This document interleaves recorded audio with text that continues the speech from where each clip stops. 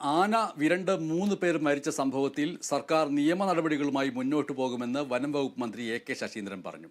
നാട്ടാന പരിപാലന ചട്ടം പാലിക്കുന്നതിൽ വീഴ്ച സംഭവിച്ചതായും മുഖ്യമന്ത്രി സമ്മതിച്ചു.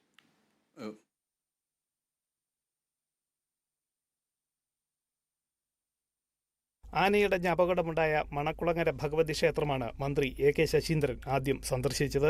സർക്കാർ നിയമ നടപടിയുമായി മുന്നോട്ടു പോകുമെന്ന നിലപാട് മന്ത്രി ക്ഷേത്രം ഭാരവാഹികളെ അറിയിച്ചു. പിന്നാലെ ആനയിടഞ്ഞ് മരണപ്പെട്ട 3 പേരുടെ വീടുകളിലെത്തി കുടുംബാംഗങ്ങളെ ആശ്വസിപ്പിച്ചു. ഇത്തരം അപകടങ്ങളിൽ ധനസഹായം ക്ഷേത്രം നൽകുന്ന രീതിയാണുള്ളതെന്നും ആന എഴുന്നള്ളിപ്പിന് അനുമതി നൽകിയതിൽ വീഴ്ചയുണ്ടായോ എന്ന കാര്യം പരിശോധിക്കുമെന്നും മന്ത്രി വ്യക്തമാക്കി. ഇതിനകത്ത് ക്ഷേത്രം ഭാരവാഹികൾക്കും മനഃപൂർവ്വം ഉണ്ടാക്കിയ ഒന്നല്ല എന്നാണെങ്കിലും സർക്കാരിന് നിയമ നടപടികളുമായി മുന്നോട്ട് പോയേ പറ്റൂ എന്നതാണ് ഞാൻ അവരെ അറിയിച്ചിട്ടുള്ളത്. വളരെ നിഷ്പക്ഷമായ അന്വേഷണം നടത്തി ശരിയായ നിയമം അനുശാസിക്കുന്ന നടപടികൾ സ്വീകരിക്കുന്നതാണ്. നിയമ നടപടിയായി സഹകരിക്കുമെന്നും ഇൻഷുറൻസ് തുക ലഭിച്ചാലുടൻ ക്ഷേത്രം തന്നെ നഷ്ടപരിഹാരം ലഭ്യമാക്കുമെന്നും കമ്മിറ്റി ഭാരവാഹികളും അറിയിച്ചു. ഗുരുവായൂർ ദേവസ്ഥയാണല്ലോ ആന, അതിന് വലിയൊരു തുക ഇൻഷുർ ചെയ്തിട്ടുണ്ടെന്നാണ് പറഞ്ഞത്.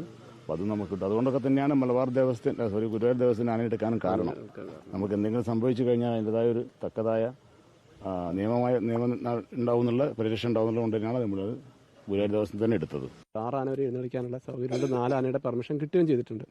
നമ്മൾ പരമാവധി, അതായത് പൂർണ്ണമായും നമ്മൾ ഇതിന്റെ എല്ലാവിധ ചട്ടങ്ങളും പാലിച്ചുകൊണ്ട് തന്നെയാണ് നടത്തിയത്. അതിനിടെ സംഭവത്തിൽ കൊയിലാണ്ടി പോലീസ് BNS 194 വകുപ്പ് പ്രകാരം അസ്വാഭാവിക മരണത്തിന് കേസെടുത്തു. ആനകൾക്ക് ഇടച്ചങ്ങല ഇട്ടിരുന്നില്ല, ആനകളുടെ സമീപത്ത് വെച്ച് പടക്കം പൊട്ടിച്ചു തുടങ്ങിയ കാര്യങ്ങൾ ചൂണ്ടിക്കാട്ടി വനം വകുപ്പും കേസെടുത്തിട്ടുണ്ട്. Kerala vision news, Kozhikode.